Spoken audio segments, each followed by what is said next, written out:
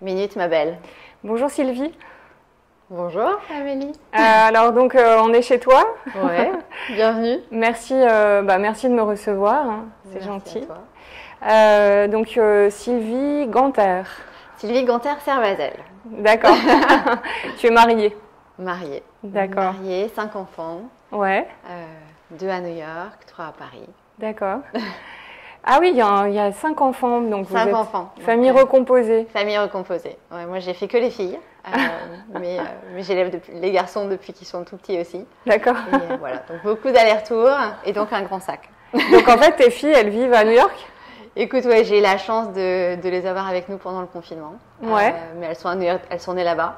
Ah ouais.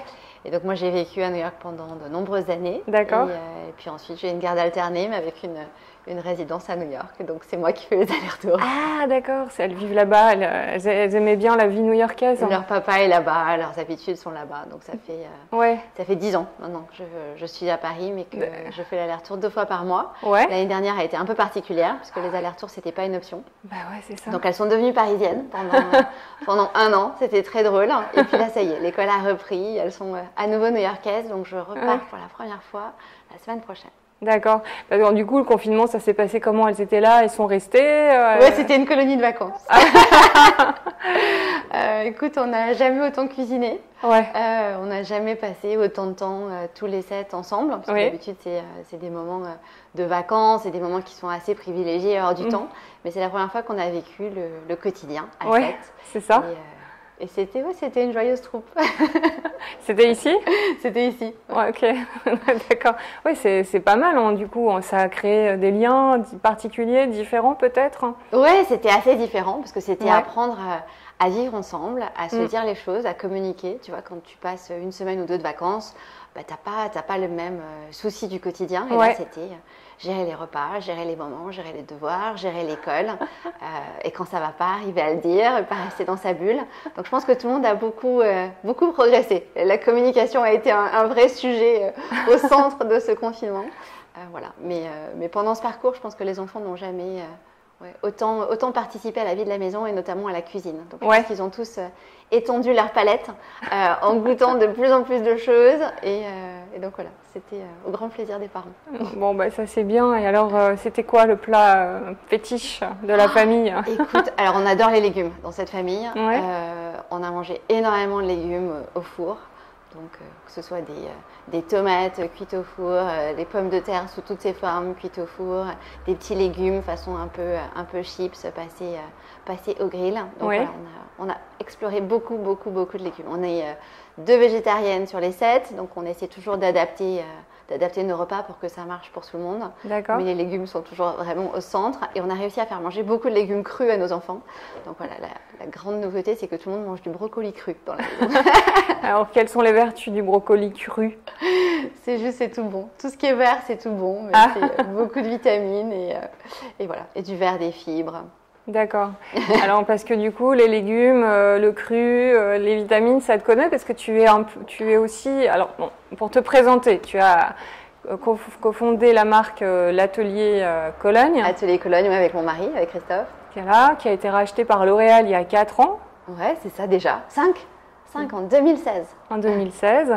Donc, gros carton, des parfums vraiment magnifiques. Merci. Et depuis peu, tu m'as dit que tu étais naturopathe. Ouais, c'est assez nouveau. J'ai pris ce chemin d'abord parce que dans ma façon de m'alimenter, depuis des années, j'ai réalisé l'impact que ça pouvait avoir sur mon niveau d'énergie et ma santé de façon plus globale. Mais c'est vrai que j'ai un rythme qui est très chargé entre mes allers-retours, la boîte qu'on devait gérer, beaucoup d'enfants. Oui.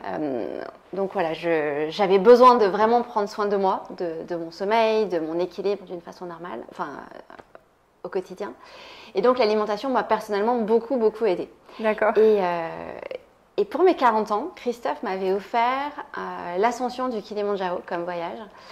J'ai eu 40 ans il y a assez longtemps et on n'a jamais réussi à faire ce voyage parce qu'on bossait tout le temps, parce qu'il faut le faire absolument en janvier ou en juillet. En juillet, c'était pas une option, on avait les enfants. Janvier, c'était un trop gros mois pour clôturer l'année précédente. Donc, une fois notre société sur les rails et dans les mains d'une grande multinationale, oui. Christophe me dit, c'est super, on va pouvoir en janvier partir faire enfin ton voyage. Oui.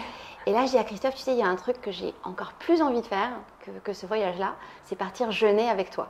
Et donc là, il a écarquillé les yeux en me disant, mais qu'est-ce qui t'arrive? Pourquoi tu veux partir jeûner? C'est pas du tout mon idée de vacances. Et je dis, écoute, je pense que le Kilimandjaro, on pourra tout le temps le faire, mais bien s'occuper de nous, ça commence juste très tôt. Enfin, le plus tôt possible. Et je dis, prenons ça comme un gros check-up, une façon de débrancher notre cerveau. Et moi, j'avais vraiment besoin de ce reset mental. Et puis Christophe, à l'occasion, pouvait perdre aussi quelques petits kilos. Et on est partis tous les deux sur le lac Constance pendant 10 jours en Allemagne. On n'a pas mangé pendant 10 jours. On a mangé des bouillons de légumes. Et la transformation a été impressionnante, tant sur le plan physique que sur le plan mental. Et j'ai eu envie de comprendre. J'ai eu envie de comprendre ce qui s'était passé dans mon corps, pourquoi je m'étais sentie comme je m'étais sentie, qu'est-ce qui avait changé, comment ça avait pu marcher, comment j'avais pu, en ne pas m'alimentant pas, avoir autant d'énergie, autant de vitalité, me sentir aussi bien, avoir une peau juste parfaite.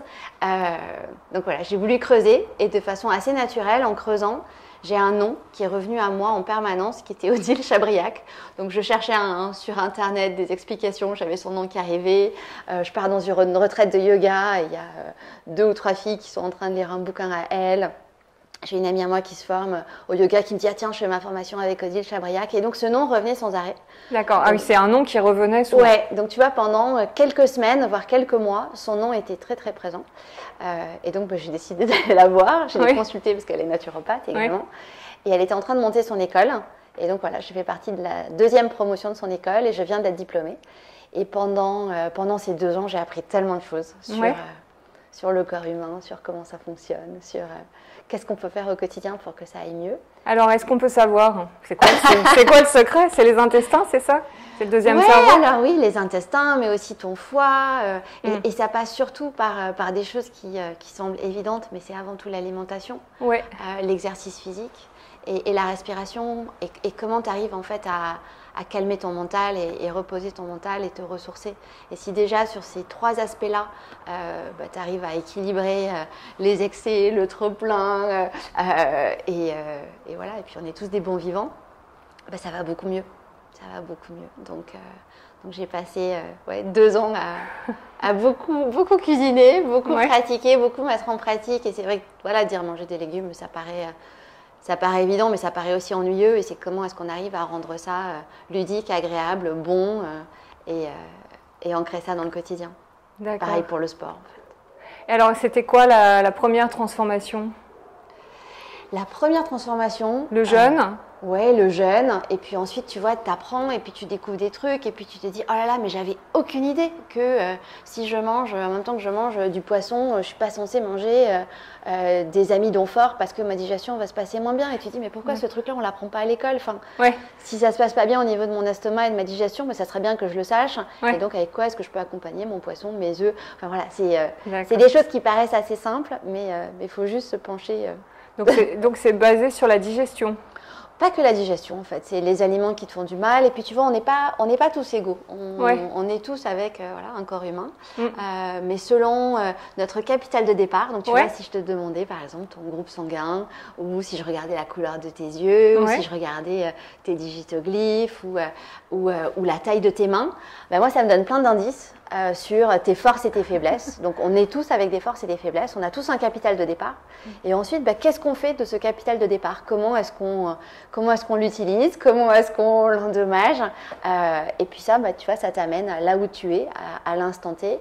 Et qu'est-ce que tu dois faire pour réguler, rééquilibrer et te rapprocher du meilleur toi? Du meilleur toi. Waouh. Et d'accord, mais en fait, j'essaie de comprendre pourquoi la taille des mains, le groupe sanguin, tu vas avoir des infos avec ça. Ça va me donner des indices sur ton capital de départ.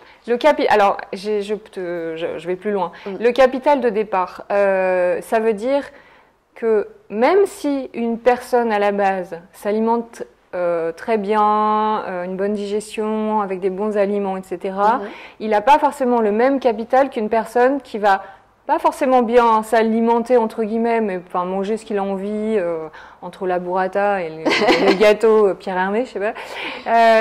Ces deux personnes-là n'auront pas forcément le même capital de départ, et la personne qui s'alimente super bien n'aura pas forcément les mêmes forces que la personne qui s'alimente moins bien, parce qu'ils n'ont pas le même capital de départ. Exactement. Exactement. Donc on c'est pas juste en fait. Alors c'est pas juste. Non, moi je vais aller manifester là.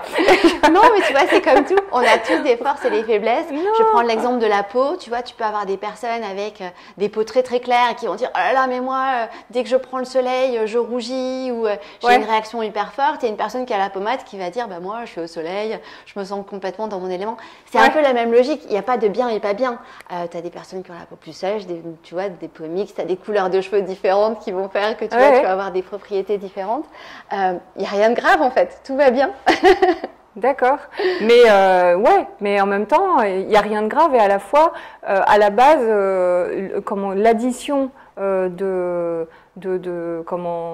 tous ces détails entre le groupe sanguin, la taille de main, etc., fait que tu as un capital ou non, quoi. Tout le monde a un capital, tout le monde est avec beaucoup d'énergie. Mais tout le monde va l'endommager de façon différente. Voilà, c'est ça. Donc, par exemple, tu peux rattraper la personne qui a un super capital de départ en faisant tout bien. Ouais, mais je ne dirais pas qu'il y a une constitution ou un point de départ qui est mieux que l'autre. Moi, typiquement, tu vois, tu peux lire partout que le jus de citron, c'est super bien. Le matin, tu devrais te lever, boire ton eau tiède avec un jus de citron. Ouais. Avec une constitution comme la mienne, ça ne marche pas. Parce que pour des personnes comme mon mari, le jus de citron, qui est acide au goût, va alcaliniser son corps. Pour moi, de par la façon dont je suis constituée, ça va, au contraire, continuer à acidifier mon corps. C'est pas de chance, ou tu vois, c'est juste comme ça. Donc, il suffit de le savoir et puis adapter ton alimentation. Et voilà, je sais que moi, les agrumes, ça, je peux en manger un petit peu, mais je préfère les mettre dans mes parfums que les consommer parce qu'a priori, ils ne vont pas me faire autant de bien que ce que ça pourrait être le cas pour Christophe. D'accord. Et ça, tu le sais comment? J'ai passé beaucoup de temps à l'école. Ouais. Tu as passé beaucoup de temps à l'école. À l'école. Mais si tu viens me voir, je pourrais tout t'expliquer par rapport à ça. Non, mais ça intéresse les gens, je suis sûre. Ouais, c'est super intéressant. C'est juste peut-être nous donner 2-3 clés pour qu'on s'intéresse encore plus. Écoute, dans les 2-3 clés, et le truc que j'ai envie de dire qui marche pour tout le monde, il y a 2 principes qui sont assez simples. Le premier, c'est si ton assiette, tous les jours, est constituée à 50% de légumes, tu peux pas te faire de mal. Ouais, bah oui. Et si dans cette moitié de légumes, tu as la moitié de cru et la moitié de cuit, c'est parfait. D'accord. Donc, tu vois, t'imagines ton assiette du midi, et voilà, visuellement, ta moitié, c'est forcément des légumes. Et le soir, c'est pareil. Donc déjà, si tu appliques ce principe… Et si l'autre moitié, c'est de la burrata, ça va pas? Alors, ça dépend. Si, c'est super de la burrata. Ça va dépendre de ce que tu manges avec. Donc, si tu manges de la burrata et que tu rajoutes un steak, c'est un peu moyen. Si tu prends de la burrata et que tu choisis… Donc, la burrata, c'est une protéine, alors on va dire plutôt faible. Tu peux mettre à côté des choix de céréales. Ouais. Voilà. Et dans tes céréales, tu vas peut-être prendre des céréales sans gluten, tu vas peut-être prendre des céréales semi-complètes. Tu n'en as pas besoin de beaucoup parce que si tu as une burrata, tu vas la manger avec tout plein de légumes et que tu rajoutes des champignons à côté, peut-être pourquoi pas un petit peu de légumineuses, c'est parfait. Ta burrata, tu vas l'apprécier. Si tu la manges à côté d'un steak et des frites, c'est ça. Ça risque d'être un… On est quand même sur la digestion là. On est beaucoup sur la digestion. Ouais. Ok.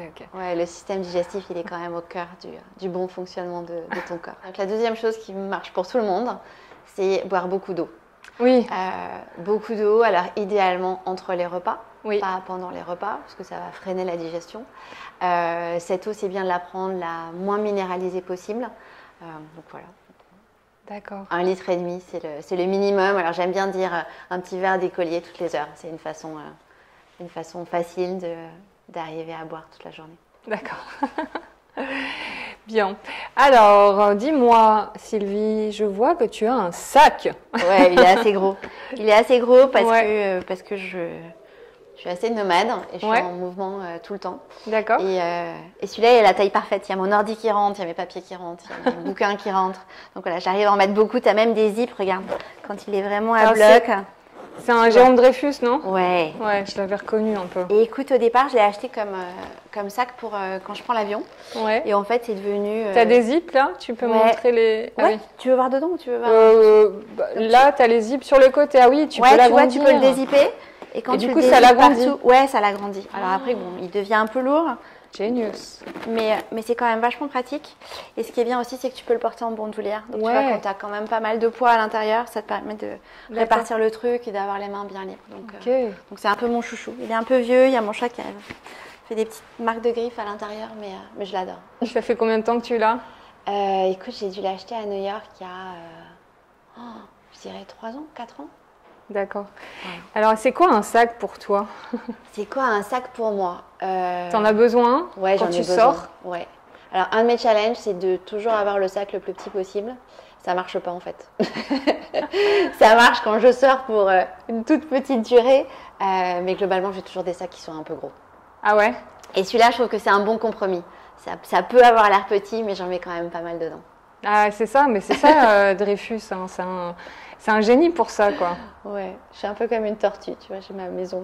C'est ta maison avec toi? J'ai ma maison avec moi, oui. Est-ce que tu as besoin de te rassurer peut-être, d'avoir des objets avec toi? Écoute, il y a pas mal d'objets qui sont hyper importants pour moi.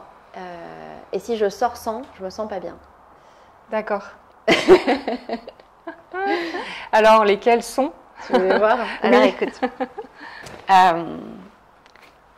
Bon, j'en ai un qui est vraiment tout particulier pour moi, qui est mon agenda. J'achète la même marque tous les ans. Ouais.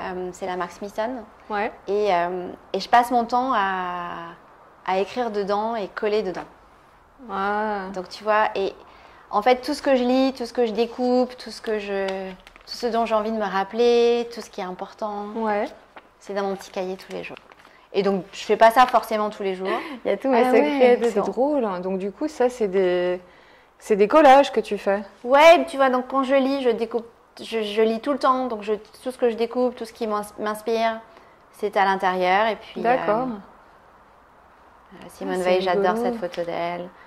Et je fais des petites listes partout. J'ai les dessins de mes enfants, j'ai des petites choses qui sont sur mon ordinateur que j'imprime après, que je mets. En fait, sur la semaine. Donc ça, c'est des magazines que tu vois, tu en découpes, fait, ma semaine, elle est découpée en 2 pages. Tu vois, j'ai 7 carrés d'un côté où j'écris tout ce qui se passe. Ouais. Et donc, que ce soit mes rendez-vous. Et j'ai une page à côté qui est blanche. Et d'accord. Voilà. Et c'est toutes mes inspirations. C'est tes inspirations. Ouais. Ok. Et alors, qu'est-ce que tu as comme colle? Alors, écoute, j'ai tout essayé. Là, je l'ai pas dans mon sac. C'est hyper important. Ouais. C'est un petit rouleau rouge, hein, tu sais, qui laisse une toute petite bande. Ouais. Quand tu passes comme du Tipex, mais en fait, ça laisse de la colle. D'accord. Et c'est la seule chose qui laisse pas de traces à l'arrière, donc qui est hyper fine. Et j'ai fait vraiment beaucoup d'essais, mais c'est ce qui marche. D'accord. Donc voilà, donc ça c'est mon cahier.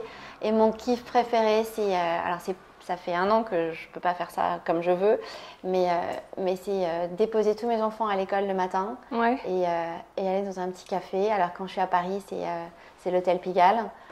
Quand je suis à New York, c'est le café Gitane.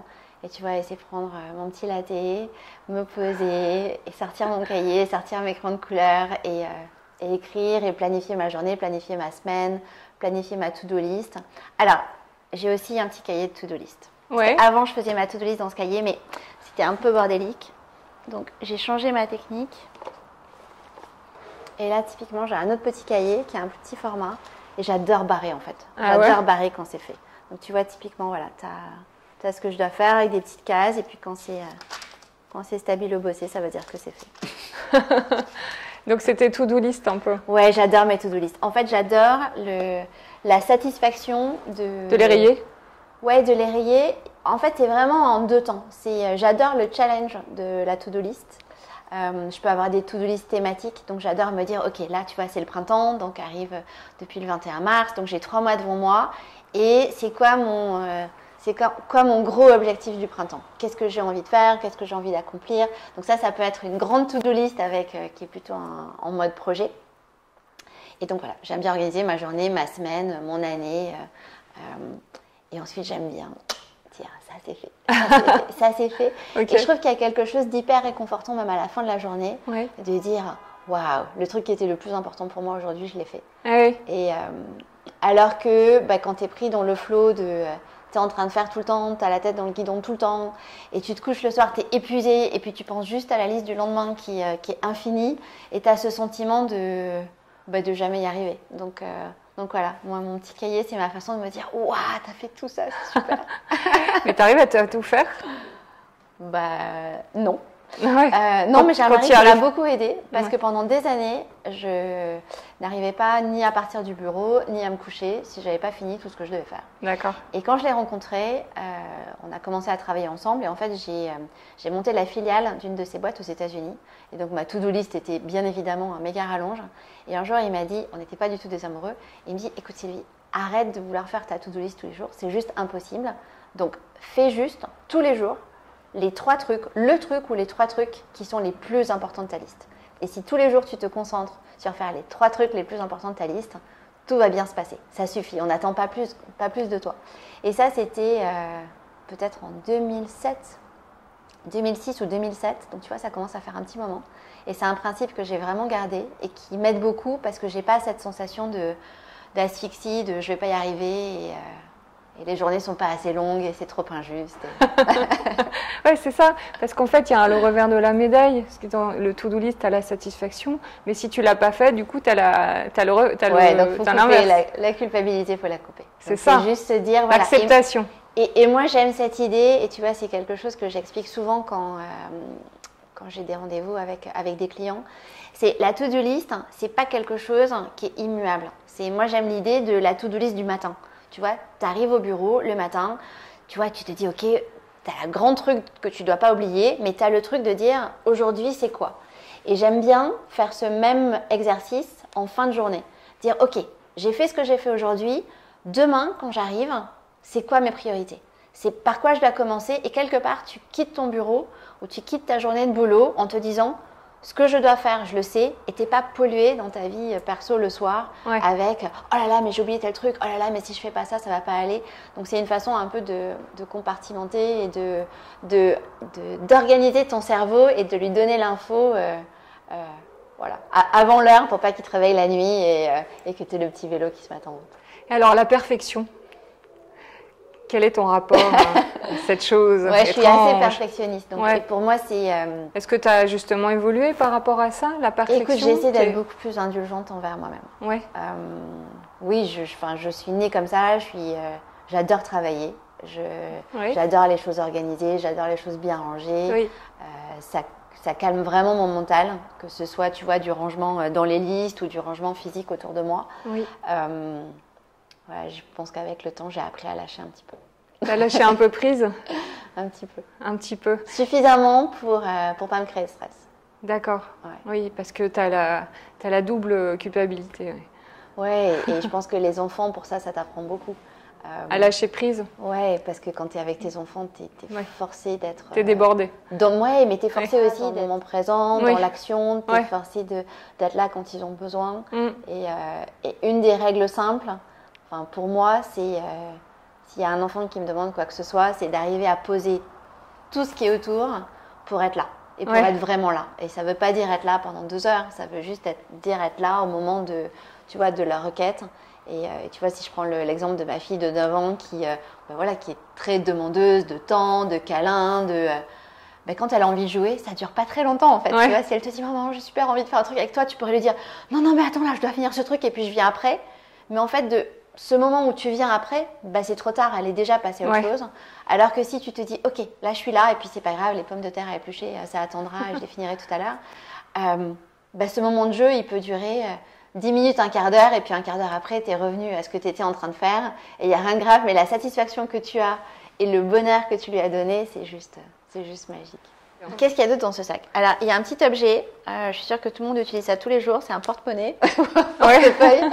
Et j'ai décidé que le mien, je devais être hyper contente de le sortir et de l'avoir dans les mains. Ouais. Donc ça, j'ai acheté ça sur la Route One aux États-Unis. On adore faire des road trips avec les enfants. Ouais. Et il y a un petit hôtel qui est juste hallucinant, qui s'appelle le Madonna Inn. C'est le seul hôtel que je connaisse où le court de tennis est rose fuchsia. Tout est rose, il y a des fleurs partout, c'est ultra kitsch, C'est très américain, très hors du temps, très improbable, avec une boutique à l'intérieur de l'hôtel qui est aussi improbable que l'hôtel. Et voilà, c'était mon petit achat improbable. Donc, j'adore ce petit porte-monnaie en forme de tigre. J'adore le sortir, j'adore l'avoir dans les mains, c'est des perles. Et voilà. Et dedans, bon, j'ai tous mes trucs normaux, mais j'ai des petites pierres. Ouais.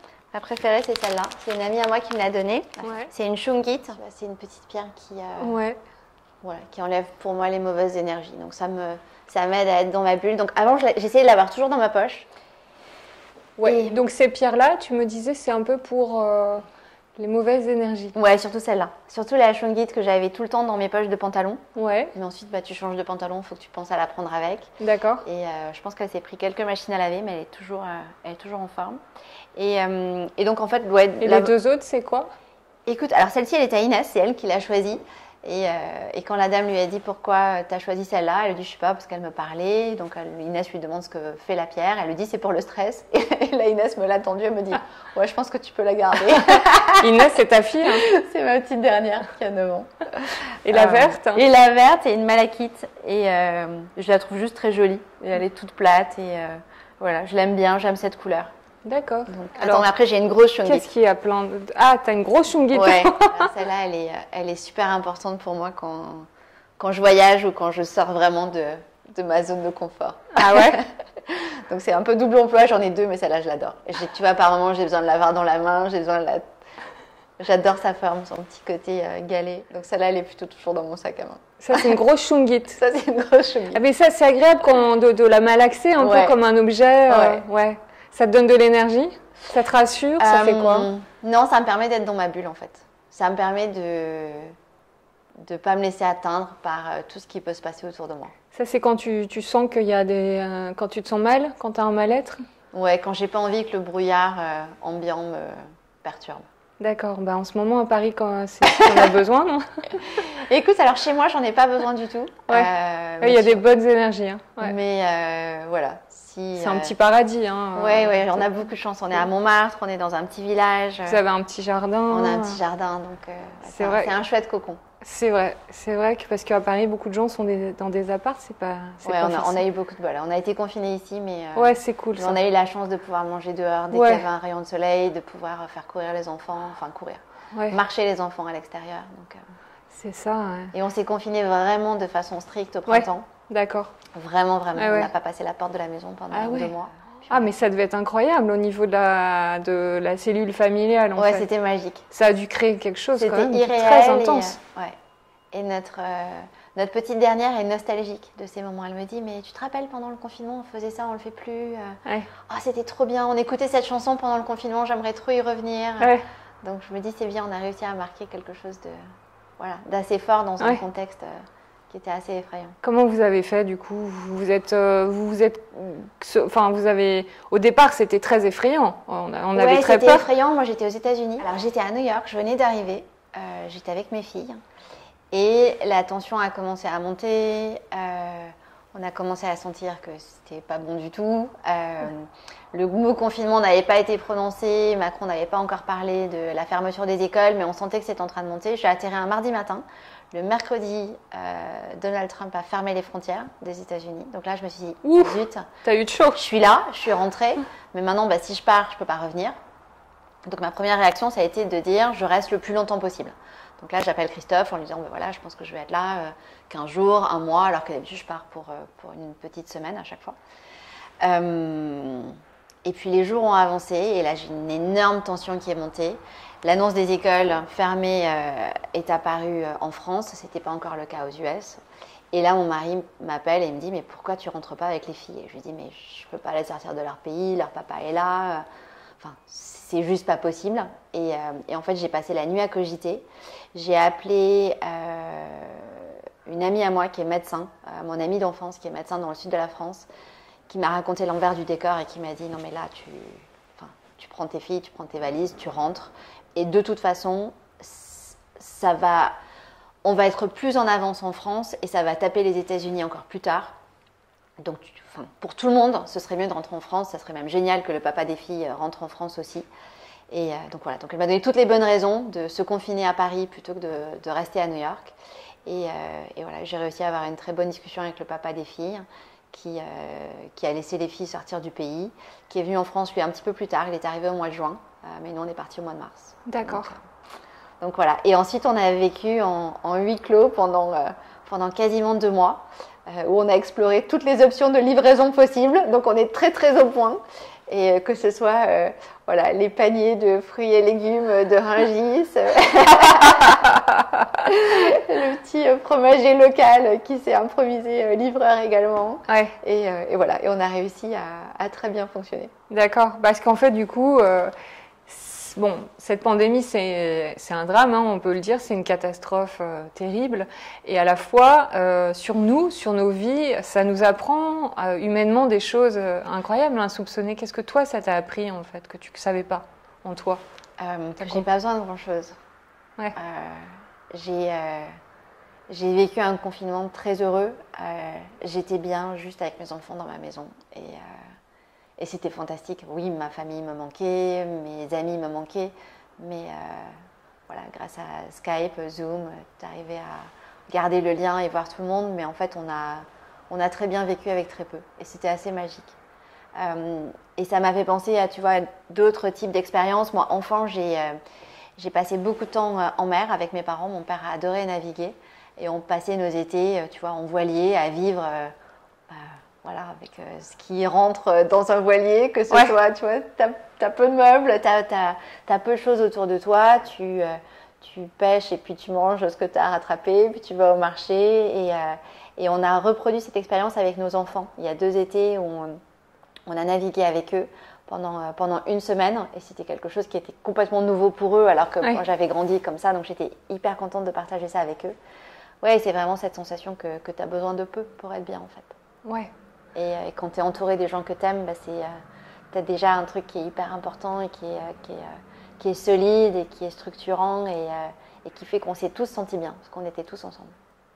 D'accord. Et je voulais... donc toi, en fait, enfant, t'as beaucoup voyagé. Tes parents, ils faisaient quoi? Écoute, non, j'ai beaucoup navigué. Mon papa a été travailler pour l'aérospatiale, donc une société qui fabrique des hélicoptères. Et il avait 2 passions. L'aviation, donc il pilotait des petits avions, de tourisme. Et ce qui stressait beaucoup ma maman. Et donc un jour, il s'est dit, je vais arrêter de voler. Donc quand tu n'as plus tes heures, tu peux plus ensuite continuer à pratiquer. Et la condition, c'était d'avoir un bateau. Donc de mes 0 à 10 ans, c'était des sorties en avion avec mon papa. Et de 10 à 18, c'était plutôt des sorties en mer. D'accord. Donc voilà, c'était nos étés, c'était notre façon de nous évader. J'ai grandi en Méditerranée. Donc, ouais, où ça? À Marseille? Près de Marseille. Ok. Et t'as pas envie d'y retourner? Si, j'y vais le plus souvent possible, mais c'est quand même pas très souvent. Ouais. Donc voilà, les étés. Et puis là, on a fait le choix pendant le confinement d'avoir une maison à la campagne. C'était un truc qui était toujours hors sujet pour nous parce qu'entre notre vie à Paris et à New York, on ne pouvait pas imaginer un 3e lieu. Et le confinement nous a vraiment fait ressentir ce besoin de nature et d'avoir un endroit où on peut quitter Paris assez facilement et en voiture. Et on n'a pas choisi le sud-est, on a choisi le sud-ouest, les Landes. D'accord. Donc voilà, mais du coup, ma famille adore venir dans les Landes, donc tout va bien. Et à Marseille, tu peux nous donner quelques adresses sympas d'hôtels? Écoute, alors je reste pas à l'hôtel. Quand je suis à Marseille, je reste dans ma famille, mais on adore Marseille même, on adore Cassis, on y a passé beaucoup de vacances. Oui. Donc voilà, je pense à Nino à Cassis, qui est le poissonnier sur le port, qui est fantastique. D'accord. Donc ça, c'est assez magique. Ok. Alors, qu'est-ce que tu as d'autre dans ton sac? Qu'est-ce que j'ai d'autre dans mon sac? J'ai mon téléphone. Qu'est-ce que je fais avec mon téléphone? J'écoute beaucoup de podcasts. Ouais. Je regarde beaucoup de conférences. D'accord. Voilà. Qu'est-ce que tu écoutes comme podcast? Génération XX. Je suis presque à jour de tous les 100, donc je ne sais pas ce que je vais faire quand je les aurai tous écoutés. Non, j'aime beaucoup Métamorphose. Ah oui, c'est sympa, Métamorphose. J'aime beaucoup Oprah. Voilà, c'est très variable. Puis ensuite, si j'aime une personne, je vais écouter plein de trucs qu'elle a pu enregistrer à droite, à gauche. Voilà, pas mal de choses sur la santé naturelle. Donc, tu vois, des conférences en ligne. D'accord. Donc voilà, j'essaie de garder ça comme outil instructif et j'essaie de ne pas me laisser trop polluer. J'adore jouer à Candy Crush. Mais... Ah oui, ça existe encore. Ça existe encore. Je me croche ça dans les gros tombeurs. Mais voilà, ah oui, c'est un truc que j'arrive pas à enlever de mon téléphone. Candy Crush, mais je joue pas tous les jours. Ce truc, c'est complètement addictif, c'est l'enfer. C'est totalement addictif. Voilà. Et Instagram, ouais, que j'aime beaucoup. Je prends ça comme une dose de... Tu fais quoi avec? Écoute, j'essaie de limiter le nombre de personnes que je suis. D'accord. Et de vraiment me concentrer sur des gens que j'aime ou des sujets qui m'intéressent. Je poste pas beaucoup. Je n'ai pas du tout le réflexe de poster ou de me raconter. Donc je me dis, il faudrait, je devrais, mais ça fait pas vraiment partie de moi. D'accord. Ça me sort beaucoup de ma zone de confort. Par contre, j'aime lire. J'aime de la même façon que j'aime découper les magazines, il y a plein de choses que je sauve, que ce soit des idées déco, des idées de recettes. Donc voilà, c'est bien rangé dans des répertoires. Donc c'est plutôt une source de happy news pour moi. Je préfère lire Instagram que lire Le Figaro, même si je lis Le Figaro aussi. Qu'est-ce que tu as lu dernièrement? Tu as des livres à nous recommander? Je lis tout le temps. Ah ouais? Je lis tout le temps. Attends, j'en ai un. Je pense que j'en ai un. T'en as un dans ton sac? Oui. Tiens, en ce moment, je lis ça. Alors, c'est Déborah Lévy. Le coût de la vie. Je lis l'histoire de femmes, de divorce, de séparation, de reconstruction. Un droit à une nouvelle vie, un nouveau chemin, ou je ne sais pas si on dit une deuxième chance, mais tu vois, changer de chemin en route. D'accord. Donc voilà. C'est le sujet qui me parle. Oui, parce que tu es en reconversion. Toi, tu étais une femme d'affaires? Oui, moi j'ai fait plein de choses. Tu as fait quoi comme école? J'ai fait des écoles hyper diverses et variées. J'ai d'abord été à la fac, parce que je devais faire pharma. J'y suis pas allée à la veille de la rentrée. D'accord. Je suis partie à la fac 2 ans. Au bout de 2 ans, j'ai fait une école d'ingénieur en Angleterre. À la fin de mon école d'ingénieur, je devais être prof de maths à Oxford. J'y suis pas allée. J'ai décidé de faire un 3e cycle à Sup de Marseille. Voilà. Et ensuite, je suis rentrée chez Hermès en stage et j'en suis pas partie avant 8 ans. Donc, voilà. Et c'est pour eux que j'ai déménagé aux États-Unis. Ah oui, d'accord. Tu travaillais pour Hermès. J'ai travaillé pour Hermès Parfum, donc j'ai beaucoup travaillé dans le parfum. D'accord. Ce que j'ai adoré, c'est ce qui m'a donné envie de créer ma propre marque. Ouais. Et puis voilà. Et puis cette propre marque, elle a existé, elle a une chouette vie, elle a toujours une chouette vie. Je m'amuse toujours à créer des parfums à partir de matières qui m'animent et qui me plaisent. Et puis aujourd'hui, j'explore encore plus ce côté naturel et tout ce qu'on peut trouver dans la nature qui nous fait du bien. D'accord. Voilà, je me suis aussi formée au yoga. Donc j'adore explorer, j'adore apprendre. Le yoga, tu peux nous en parler? Ouais. Écoute, avant de faire du yoga, je courais beaucoup. Je courais tous les jours quand j'habitais à New York. C'était un truc que j'adorais, qui me vidait la tête, qui me faisait me sentir bien, mais qui m'aidait vraiment à décompresser. Et quand j'ai été enceinte de ma dernière fille, j'ai couru jusqu'à peut-être 5 mois de grossesse et puis après, j'y arrivais plus. Et puis sa naissance a coïncidé avec mon retour en France. Et quand je suis arrivée ici, j'avais pas pu ramener mes filles avec moi en France, donc c'était une période qui était assez compliquée et j'ai pas réussi à me remettre à courir. J'avais pas la niaque, j'avais pas la patate, j'avais pas la rivière à côté de moi pour courir le long sans voiture et au calme. Et c'est à ce moment-là que le yoga petit à petit est arrivé à moi. Alors j'ai fait toutes sortes de yoga jusqu'au jour où j'ai découvert le Kundalini avec Anne Bianchi. C'était une fille, j'avais lu un article sur elle dans le Elle, donc un fameux article que j'ai sans doute découpé et collé dans mon cahier de l'année. C'était en 2016 ou 2017, début 2017. Et je me souviens être à l'aéroport et me dire, tiens, je vais lui écrire un mot pour prendre un cours avec elle. Je ne connais pas le Kundalini. Et donc je lui ai écrit un petit message, en message privé. Et donc, je lui explique tous les types de yoga que je fais, ce que j'ai envie d'explorer.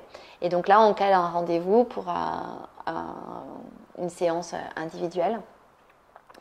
Et quand elle m'envoie son adresse, c'était à 100 mètres de cette maison qu'on venait d'acheter, dans laquelle on n'habitait pas encore parce qu'on était en travaux.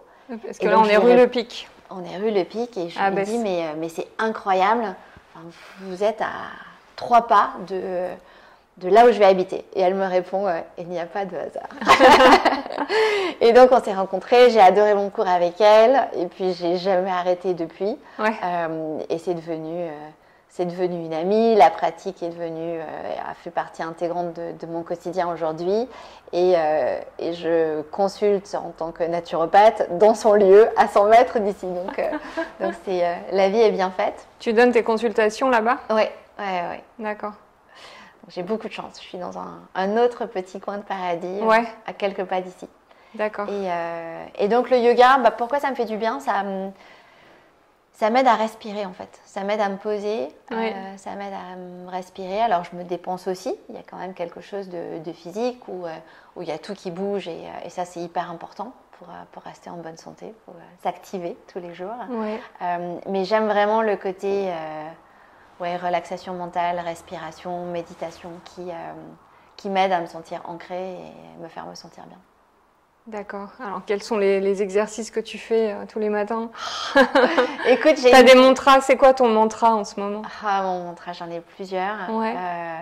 J'en ai un qui est assez long, qui s'appelle Bota Karam, que j'adore répéter en boucle pendant plusieurs fois. Je ne sais pas s'il y a une signification particulière pour moi, c'est juste un moment que je prends pour moi et où je fais quelque chose qui me fait du bien, même si je ne comprends pas forcément pourquoi ou comment ça me fait du bien. D'accord. Je sais juste que c'est cette parenthèse de calme et où j'aime chanter, j'aime fermer les yeux, j'aime être dans ma bulle. Et parce qu'en fait, le Kundalini, pour celles qui ne connaissent pas, c'est des chants, en fait, des mantras. Et puis, c'est toujours le même mouvement. Et parfois, ça dure, il y a des sadhanas qui durent 40 jours. Voilà, mais c'est vraiment c'est de l'ancrage, se raccrocher au ciel et à la terre. C'est assez physique.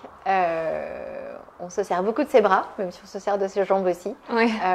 Mais beaucoup de postures où tu peux avoir les mains en l'air pendant une dizaine de minutes avec des respirations un peu étranges. T'as fait avec Lily aussi? Ouais, j'ai pratiqué aux côtés de Lily. Et puis ensuite, Lily, j'ai assisté à un de ses premiers cours. J'ai trouvé ça fantastique et je trouve sa trajectoire absolument incroyable. Oui. Alors, qu'est-ce que tu as d'autre dans ton sac? Qu'est-ce que j'ai d'autre dans mon sac? S'il te plaît.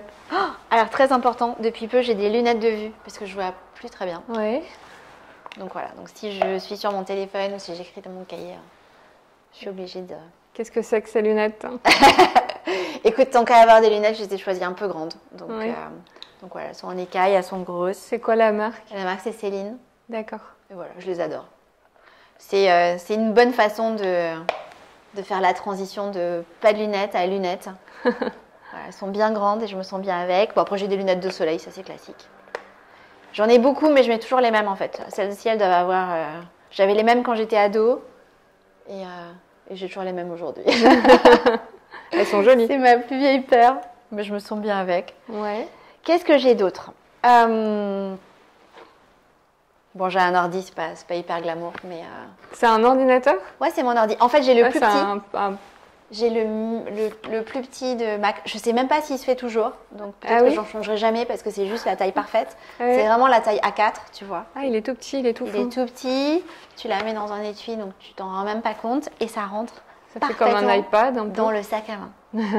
Donc ça, c'est le sac parfait. Ok. Et alors après, dans mon sac, j'ai toujours plein de trousses. D'accord. Tu vois, quand je trouve des trousses que j'aime, en général, je m'en sépare plus après. Ouais. Donc j'ai une trousse à fil, c'est pas hyper glamour, mais au moins j'ai tous mes fils au même endroit. Oui. Donc j'ai mon fil de téléphone parce que si je pars sans, tu as toujours le téléphone qui marche plus. Mais j'aime bien, je sais que c'est la mienne parce que mon fil est doré. D'accord. Donc voilà. Bon, j'ai un chargeur d'ordinateur. Mais au moins c'est bien rangé et tu vois quand c'est pas très plein, tu peux le rouler. Elle est jolie cette pochette, elle vient d'où? Écoute, elle vient des US. Je l'ai achetée dans un petit magasin. J'en ai d'abord acheté une et puis j'ai tellement aimé que j'en ai acheté une deuxième. D'accord. Et puis j'ai tellement aimé que je dois en avoir 4 ou 5 dans la même série. Elles sont très jolies. Voilà, c'est des chouettes tissus, c'est tout mou. Je sais même pas s'il y a une marque. The Little Market. D'accord. Ouais. C'est américain? Écoute, je les ai achetés aux US. D'accord. Donc, et j'aime bien parce que tu vois, c'est du tissu. Ouais. Tu as une pochette à l'intérieur, donc tu peux encore mettre des trucs. Ouais, elle est sympa. Et c'est pas mal parce que typiquement, tu vois, l'été, Tu peux sortir juste avec ça si tu vas. Ouais. À l'époque, on allait dans des cafés ou dans des restos, et donc tu peux laisser ton gros barda et juste prendre avec toi. Et oui, ça rappelle un peu ta chemise, le motif un peu brodé, c'est un peu des motifs un peu espagnols. Un peu bohème, un peu méditerranéen. Ouais. En fait, tu vois, c'est. T'es attachée à ça, la Méditerranée? Ouais, j'adore la Méditerranée. Ouais. Mais j'aime bien me sentir en vacances tout le temps, en fait. D'accord. Ouais, ici, on se sent un peu en vacances. Ouais. Il y a derrière, il y a le petit cabinet avec le hammam, c'est ça? Ouais. Et c'est l'idée de, oriental un peu. Un peu éclectique en fait. Ouais. J'aime bien les choses qui sont un peu mélangées. Je pense que ça se voyait beaucoup dans la sensibilité d'Atelier Cologne, ouais. Où on n'a jamais cherché à être ni trop moderne, ni trop rétro, ni trop vintage. C'était un peu un mix de tout ça. Ouais. Et dans mon quotidien, dans ce qui m'entoure, dans la façon dont je m'habille ou dans les objets qui m'importent, ouais, j'aime bien ce mélange. D'accord. Et toi, tes origines, c'est... Écoute, moi, je suis à moitié italienne, de par mon papa. Oui. Mes deux grands-parents paternels venaient de la région de Gênes, en Italie, donc nord de l'Italie. Et donc, j'ai été élevée dans une culture où on mange beaucoup, on parle avec les mains, ouais. On s'exprime énormément. Et ma maman, son papa est du Nord, ma grand-mère est de Grenoble, et ma maman a grandi dans le Sud. Donc, d'accord, oui, donc très méditerranéen. Ouais. Et t'aimerais partir y vivre? Pas forcément. Pas forcément, t'aimes Paris? Non. Ah, non, c'est pas que j'aime pas Paris. J'aime Paris, en fait, j'aime la richesse de Paris. J'aime les gens qui vivent à Paris et que je vois au quotidien. Donc voilà, j'adore mon groupe d'amis, j'adore mon mari, j'adore mes enfants, et j'adore que ce soit très central et donc très facile de bouger.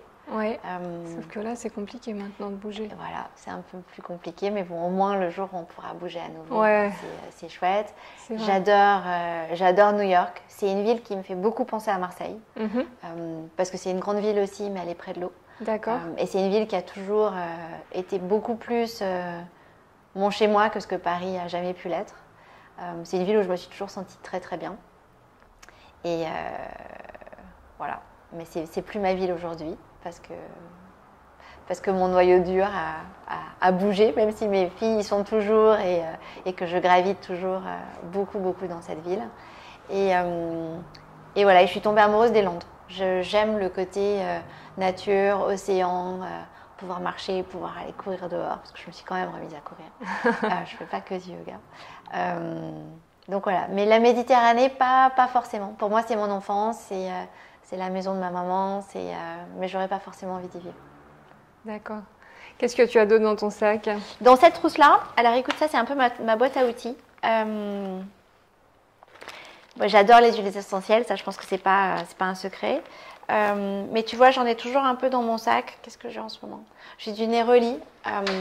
Typiquement, je trouve ça complètement régressif. Le Neroli, c'est la distillation de la fleur d'oranger à la vapeur d'eau. Et il y a quelque chose qui te ramène en enfance et qui est très cocooning. Donc voilà, c'est une matière que j'adore sentir. J'adore en avoir quelques gouttes sur les poignets. Neroli? Ouais, tu veux sentir? Je vais sentir. Ah oui. Ah, c'est très apaisant. Ouais, c'est... très apaisant. Donc voilà, c'est une super...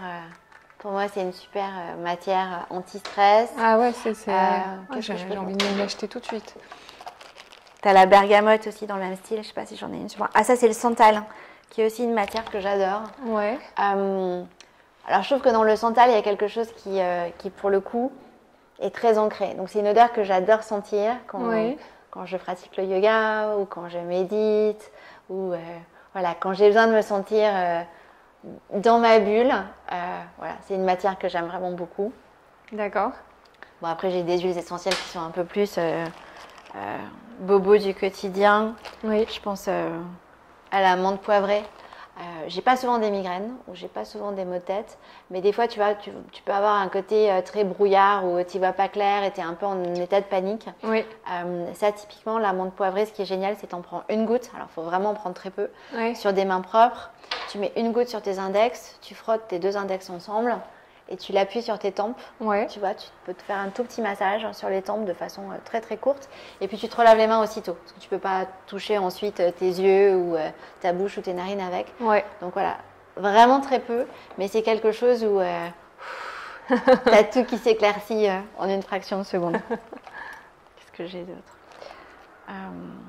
la lavande aussi, c'est pas mal pour le côté apaisant, réconfortant. Ça, c'est bien en fin de journée. Ouais.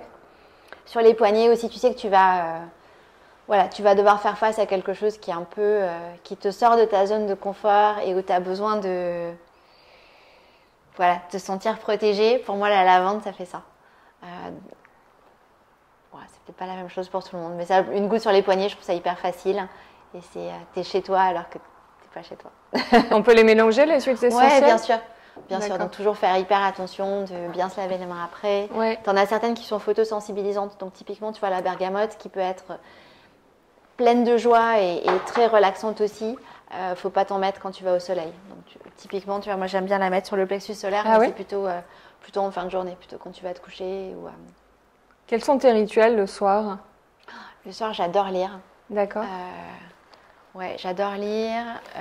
Tu as la télé chez toi? Non, j'ai pas de télé. J'ai jamais eu de télé. Bon, j'ai un iPad, hein, c'est presque pareil. Mais, quand tu étais enfant, tu n'avais pas de télé?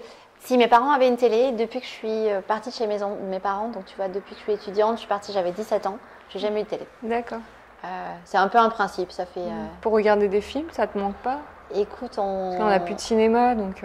Alors, on a un rétroprojecteur. D'accord. Donc, on projette sur un mur blanc. Ouais, tu peux voir des films. Donc ça, on l'a beaucoup fait avec les enfants. On fait ça au moins 1 à 2 fois par semaine. Soirée cinéma. Soirée cinéma, il y en a beaucoup. Et sinon, l'iPad. J'aime bien, tu vois.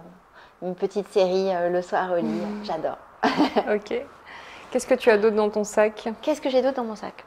Ah, j'ai une trousse parce que forcément, j'adore écrire. Cette trousse, je l'ai depuis hyper longtemps. Oui. C'est une trousse.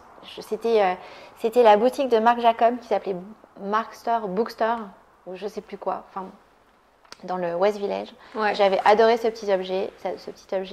Donc voilà, j'adore ces stylos. C'est des petits stylos très fins. C'est quoi?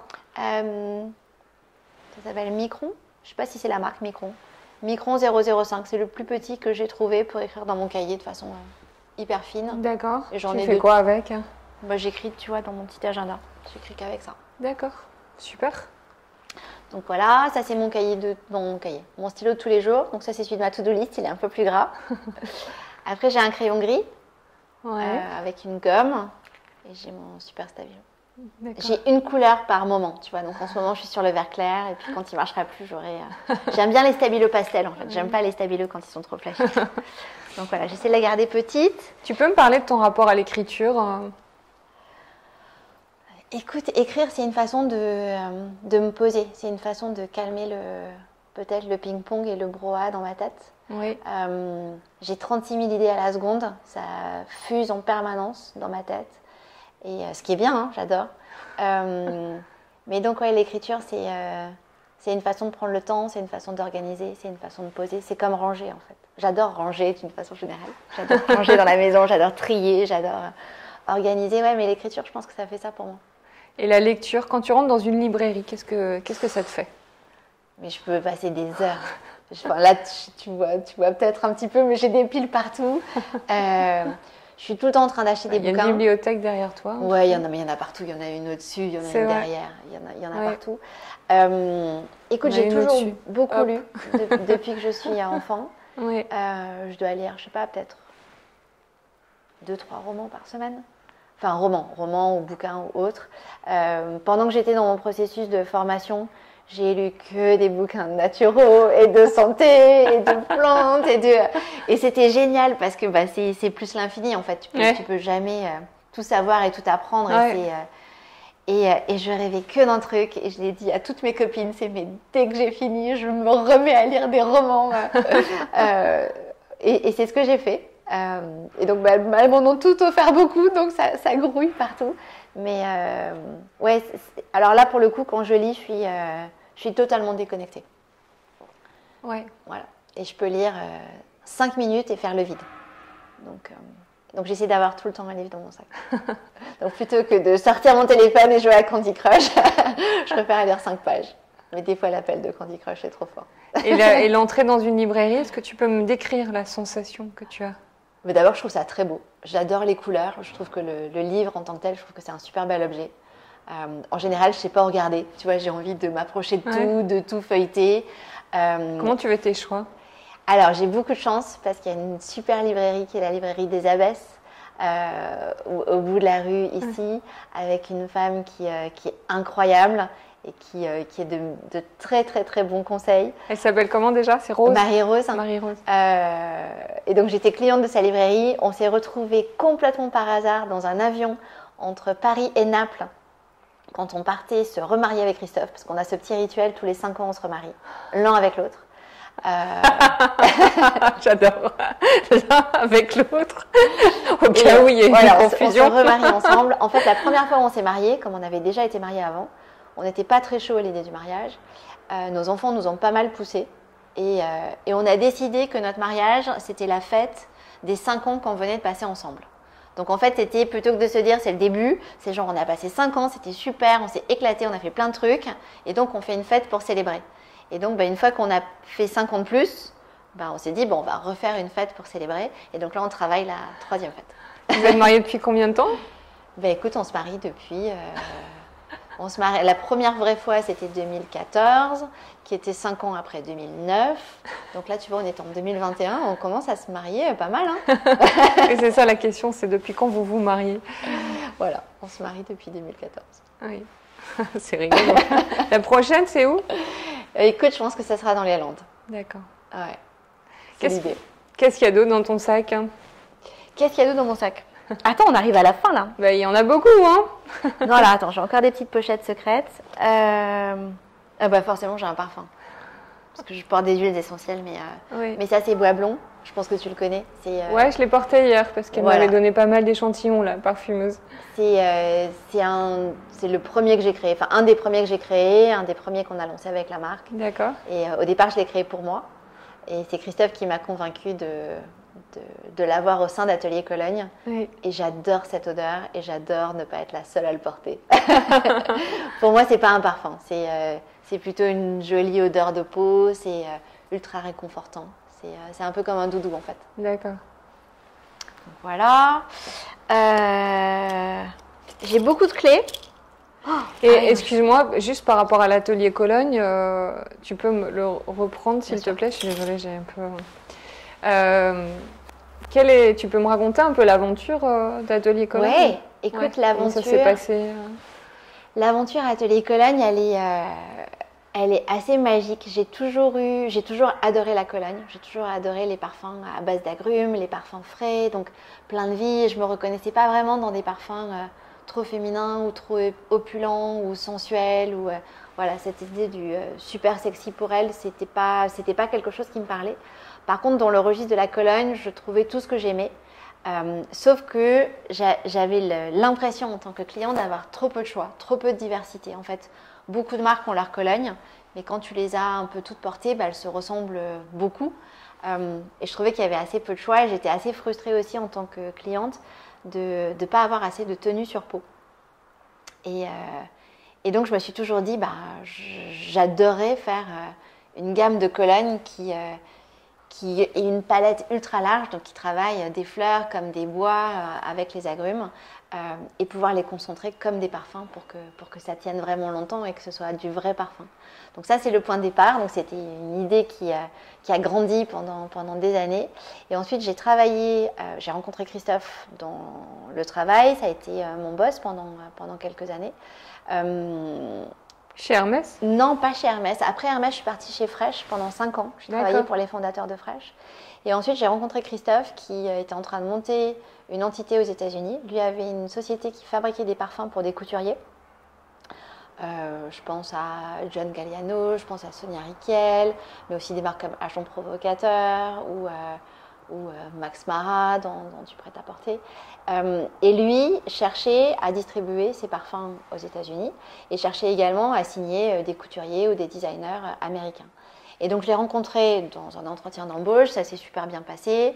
Je lui ai expliqué à la fin de l'entretien que je l'aimais beaucoup, j'aimais beaucoup sa boîte et son projet, mais que je ne voyais pas comment je pouvais y arriver parce que pour moi, je peux pas faire plusieurs choses en même temps. Et cette idée de plusieurs marques en même temps me stressait. Et j'explique à Christophe que ma volonté, c'est de lancer ma propre marque à un moment donné. Et lui me dit, bah, écoute, viens bosser pour nous. C'est un MBA de l'entrepreneuriat. Donc, si tu veux te lancer un jour, bah, moi, je suis entrepreneur depuis que j'ai 25 ans. Donc, je te forme, je t'explique. Et puis là, tu vas être le boss d'une grosse boîte aux États-Unis que tu vas monter de zéro. Donc, ça va te permettre de te roder. Et puis, le jour où tu te sens prête, bah, peut-être que tu auras envie de lancer ta marque avec nous. Puis, peut-être que tu auras envie de la lancer toute seule.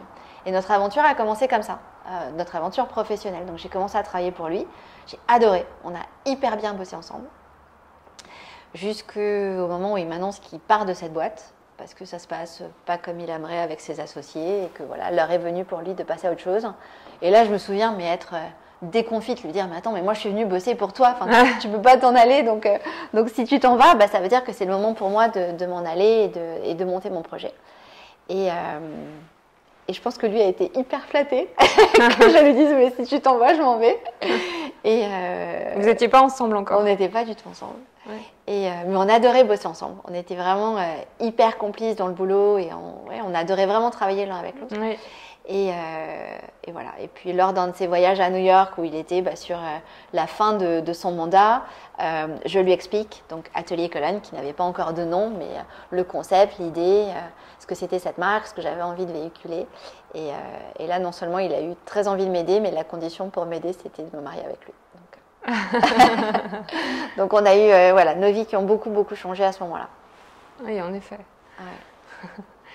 Super, c'est une belle histoire. Ouais. Écoute, ça s'est pas fait du jour au lendemain, ça n'a pas été tout rose, mais on a réussi. Ouais, bah oui, j'imagine, parce que tu étais mariée, du coup il y a eu des étapes. On était tous les deux mariés, on avait tous les deux des enfants tout petits. Ouais, c'est dur ça. Et voilà. Et le début d'une nouvelle histoire, c'est souvent la fin d'histoire qui devait se finir, mais c'est pas pour autant facile à vivre. Non. Donc voilà, on a beaucoup appris. Très bien. Qu'est-ce que tu as d'autre dans ton sac? Écoute, j'ai plus grand-chose. Ouais. J'ai une petite trousse que j'adore. Ouais. Alors, elle est en velours, celle-là. Elle est un peu vintage. Et dedans, alors j'ai du maquillage. Je me maquille pas beaucoup, mais j'ai 2 produits que j'adore. Ouais. Donc, je suis pas le genre de fille qui sort jamais sans mascara. Je suis la fille qui sort jamais sans son blush. Donc, mon blush, c'est un Tata Harper. Tata Harper, ok. Tata Harper, c'est une couleur, Bois de rose un peu. Ouais, rose, ça s'appelle. Très charmante. Très charmante, ok. Et voilà. T'aimes bien cette marque?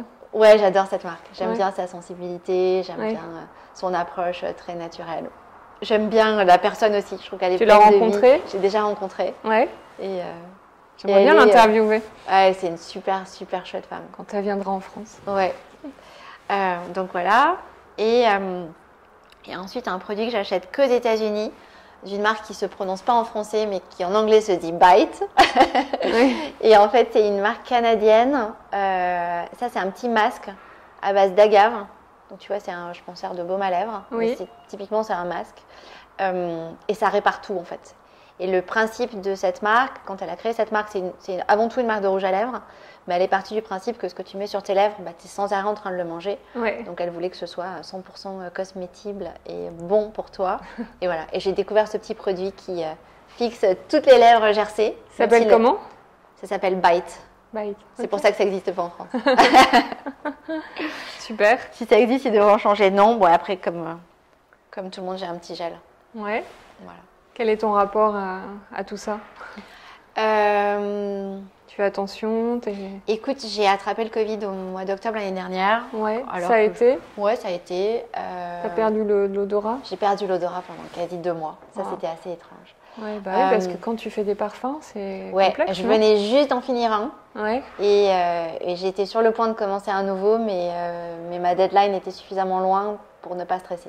Ouais, c'est très. Alors pour un nez, avoir le Covid, c'était pas génial. Puis surtout, tu sens rien quand tu manges, t'as plus de goût. Donc c'est pas que l'odorat. C'est pas déprimant? Écoute, tu travailles sur la texture. Ah, t'as quand même le goût. T'as pas le goût, mais t'as la texture des aliments dans ta bouche. D'accord. Donc, ok. Ouais, c'était pas dingue. Non. Non, mon rapport à tout ça, écoute, Je pense à faire suffisamment attention pour être précautionneuse pour moi et pour les autres. Oui. J'essaie surtout de bien m'occuper de moi en mangeant bien, en boostant mon système immunitaire. Donc tu vois, tous les enfants avaient leur petite goutte de vitamine D tous les jours. Voilà, un peu de zinc à boire en version liquide. Beaucoup de fruits et légumes pour avoir un max de vitamine C. Oui. Faire du sport, bouger, essayer de t'oxygéner, de t'aérer. Et voilà, et tu te dis, si tu essaies d'avoir la base la plus saine possible, théoriquement, ça devrait le faire. Théoriquement, ça devrait le faire. Et pourtant, toi, tu fais très attention et tu as eu le Covid. Ouais, je l'ai attrapé.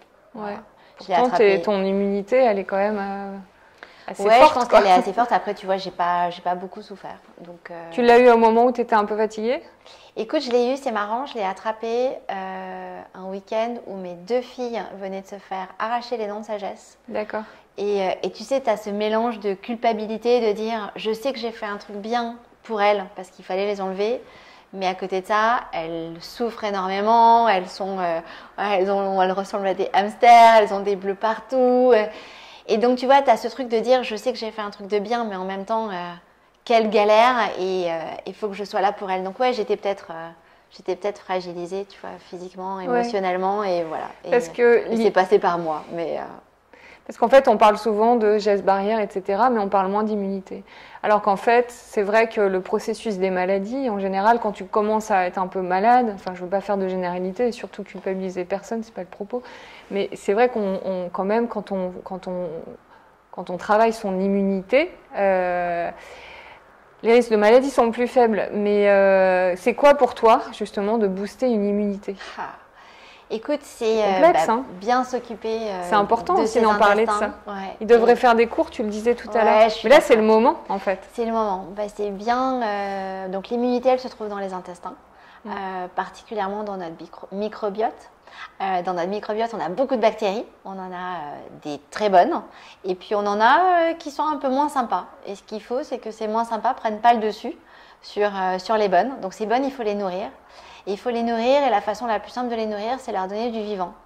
Donc du vivant, tu vois, typiquement tes fruits et tes légumes crus, c'est du vivant. Tout ce qu'on appelle prébiotiques ou probiotiques. Donc tu vois, dans les prébiotiques, ce sont toutes les fibres qui sont non digérées. Donc tu peux prendre de l'ail, de l'oignon, du poireau, des artichauts, voilà, tout ça c'est bourré de prébiotiques. Dans les probiotiques, tu as tout ce qui est fermenté. Donc je pense au kombucha par exemple, au kéfir, qu'est-ce que tu peux ajouter d'autre, tout ce qui est les légumes, tu sais que tu peux faire lacto-fermenté quand tu les as dans les cornichons, mais aussi les pickles ou la choucroute. Tu as tout ce qui est à base de tamari, tu sais, le soja fermenté. Donc voilà, tout ça, ça va nourrir tes bonnes bactéries au niveau de l'intestin. Et ça paraît assez simple. Et puis après, bien s'oxygéner. Donc bien bouger, bien faire du sport, beaucoup boire. Déjà, ça, c'est des bonnes bases de l'immunité. D'accord. Bon, alors c'est super de finir là-dessus, je pense. Ton sac. Écoute, après, moi j'ai des petits compléments alimentaires. D'accord. Même si c'est des béquilles, mais c'est quoi? Écoute, en ce moment, je prends du curcuma à assez haute dose, parce que c'est un super bon antioxydant. Et voilà, c'est bien pour la peau. C'est une petite boîte perso que tu as mis?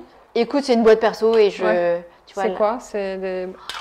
Je crois que je peux même pas te dire. Non, enfin ce que tu as dedans, c'est des gélules? Ouais, c'est des gélules. Ah oui, ok, d'accord. Je suis pas très complément alimentaire, mais des fois ça fait le job. Quand tu as besoin, tu vois, de... Mais là, en ce moment, c'est pas mal de faire une petite cure de chardon-marie. Chardon-marie, c'est super radis pour noir. le foie.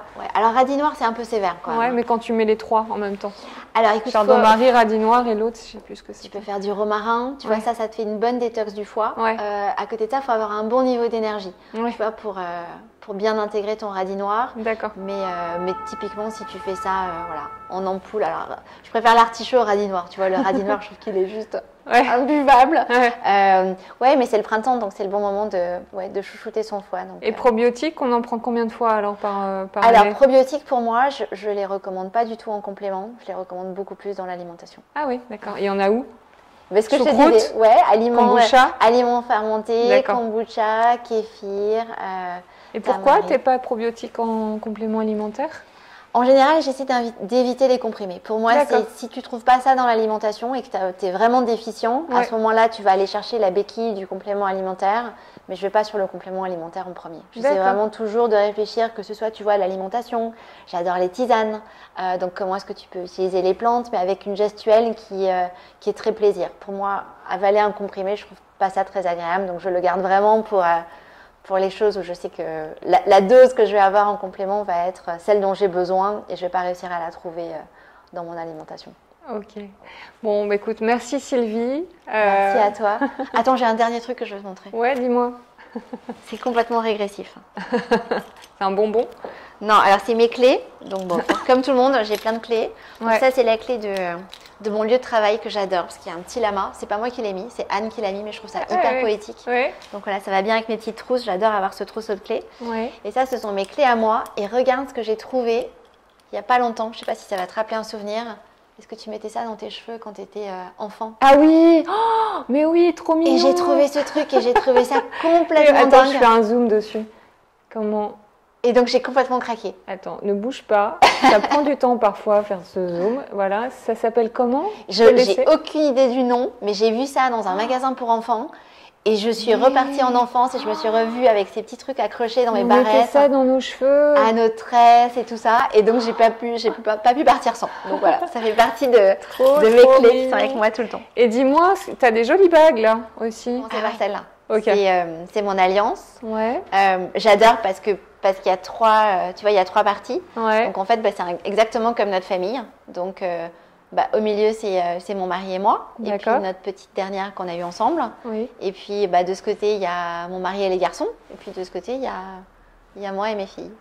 Donc voilà, on est tous là. Ah, c'est trop mignon. D'accord. Alors cette alliance, je l'adore ici. Ouais. C'était l'alliance de ma maman. Oui. Et elle me l'a donnée le jour où Inès est née. Elle me l'a emmenée à l'hôpital. Et je trouvais ça assez magique. J'ai Ah perdu oui. mon papa D'accord. pendant que j'étais enceinte d'Inès. Et voilà. Et que le fait qu'elle me donne son alliance et qu'elle me la donne symboliquement le jour où Inès est née, j'ai trouvé ça assez magique. C'est trop mignon, en Ouais. effet. Celle d'à côté. Alors celle que je porte devant ici, Ouais. c'est une bague d'une créatrice new-yorkaise qui s'appelle Eva Ferren. D'accord. Voilà, que j'aime beaucoup. J'adore ce design un peu rock, un peu inattendu en croix. Oui. Celle-ci, c'est une bague de Pascal Monvoisin. Ah oui. Et celle-ci, je crois qu'elle s'appelle Étoile. Elle l'a faite en hommage à Agnès Varda, dont Étoile était le surnom. Et voilà, et j'aime beaucoup ce que fait Pascal Monvoisin, j'aime beaucoup Agnès Varda, et j'aimais bien, voilà, je trouvais que J'adore. c'était rigolo tous Trop ensemble. mignon. Après, si on passe de l'autre côté, Ouais. donc celle-ci, c'est également une personne que j'adore, qui s'appelle Amélie Youn, qui a lancé sa marque qui s'appelle Statement. Oui. Et cette bague est une de ses toutes premières. C'est pas un prototype, mais c'est vraiment une de ses pré-séries. Je l'avais vue sur le doigt de Violette aux États-Unis. Je sais pas si tu vois qui c'est. Oui, je vois. J'avais pris cette capture d'écran en me disant elle est absolument géniale et j'avais recherché l'histoire derrière. J'ai contacté Amélie en me disant j'adore cette bague, comment je peux faire pour la voir? Et elle me dit écoute, elle n'est pas encore lancée, ça n'existe pas, mais voilà, dès que j'en ai, je t'appelle. Donc elle en fait partie. Ouais. Et c'est drôle parce qu'une autre de mes très très bonnes amies porte cette bague, c'est Sophie Trem. Et donc voilà, donc c'est assez rigolo quand on se retrouve de porter la même bague au doigt. Oui. Sophie Trem qui est de The Other Art of Living. Exactement, j'adore Ouais. Sophie. Ouais. Celle du milieu, elle m'a été offerte pour mon anniversaire cette année par une de mes meilleures amies. Ouais. Il y a un petit S dessus. D'accord. Et donc c'est l'initiale de mon prénom, mais cette amie s'appelle Samantha. Ouais. Donc voilà, quand je vois un S, en fait, je pense plus à Samantha qui m'a offert qu'à mon propre prénom. Ouais. Et ensuite, alors cette bague, elle a une signification assez particulière. Je l'appelle ma bague de famille. Oui. En fait, c'est la bague que je portais quand j'étais mariée au papa de mes filles. Donc c'était mon alliance, pas mon alliance, ma bague de je sais pas quoi. Et en fait, je l'ai faite complètement remonter par cette même fille qui s'appelle Eva Ferren. Donc c'est elle qui a fait le design. D'accord. Pour la moderniser parce que je voulais pas ne plus la porter. Pour moi, elle était le symbole de ma famille, d'une première partie de vie ou du premier chapitre de ma vie. Donc j'avais envie de continuer à la porter, mais différemment. Voilà. Et c'est elle qui a eu l'idée de mettre avec ça ce petit anneau qui n'est pas complètement fermé. Donc voilà. Donc en fait, tu as un peu ta vie sur J'ai un peu toute ma vie sur mes doigts, ouais. Tu les mets tous les matins? Je les enlève jamais en fait. Tu les enlèves jamais? J'enlève parfois celle-ci. Quand tu fais du yoga, t'enlèves pas? Non. Non, ça mais dépend. Quand tu dors, t'enlèves pas? Non. Ah ouais? J'enlève pas mes bracelets non plus. D'accord. Et ça, tes bracelets, du coup, tu as des histoires aussi? Tant qu'on y est. Écoute, ça va être un peu long. Oui, j'imagine, ouais. Alors, par quoi je commence? On va faire court. On va faire court. Bah écoute, allez. Ça c'est Marie. On va faire comme la to-do list, on va prendre les principaux peut-être. Ouais, Marie Lichtenberg, c'est un petit loquet. Tu peux mettre plus comme ça? Comme ça? Ouais, comme ça, je vois. Non, comme ça c'était bien, ouais. Voilà, puis tu peux le défaire et ça se porte en collier, ça se porte en bracelet. Ouais, t'as un Pascal mon voisin. J'ai Pascal mon voisin à nouveau, j'en ai 2 de Pascal. Plus, tu peux remettre plus comme ça. Ouais, voilà. J'ai un anneau quartier de mon amoureux, un autre petit quartier de mon amoureux aussi, celui-là. Ouais. Et après, j'ai des choses de mes filles que j'adore. Alors, mes filles m'ont offert celui-là pour mon anniversaire, avec le signe de la balance. Oui. Il y a un petit lien de tissu. Ensuite, j'ai une de mes meilleures amies qui m'a offert celui-là, que j'ai adoré. Excuse-moi, tu peux le... Ouais. Si c'est possible de ne pas bouger, parce qu'après, merci. Là, le bracelet, c'est... Celui-là, j'ai une de mes meilleures amies qui me l'a offert très récemment et qui m'expliquait en fait que c'était toutes mes vies et toutes les personnes qui avaient croisé mon chemin et qui étaient importantes. Ah bon? Et alors, attends, je peux te donner la marque parce que cette petite trousse vient de cette marque-là. Ok. Voilà, c'est ça. Titia Ravi. Titia Ravi. Et ça, c'est le même marque que le bracelet? Ouais, en fait, le bracelet venait dans cette petite trousse. D'accord. Elles vendent pas de trousse, elles vendent que des bracelets. Ok. Donc voilà, et c'est tout, je crois. Ah oui, et ça c'est une petite. Celui-ci, c'est une femme que j'adore à New York qui fait que des bijoux main dans sa petite boutique. Et je vais te retrouver son nom, mais il faut que je regarde dans mon téléphone. Ouais, génial. Bon, écoute, merci Sylvie. Ouais, merci à toi. Donc du coup, si on veut aller faire de la naturopathie avec toi, on te contacte sur ton Instagram? Ouais, complètement. T'as pas de site internet? J'ai pas de site encore. Non. Tu fais du bouche à oreille un peu? Ouais, pour l'instant, ouais. Ok. Pour l'instant, oui. Petite communauté. Et voilà. Et ici à Montmartre. Merci. Merci à toi, Amélie. À bientôt. À bientôt.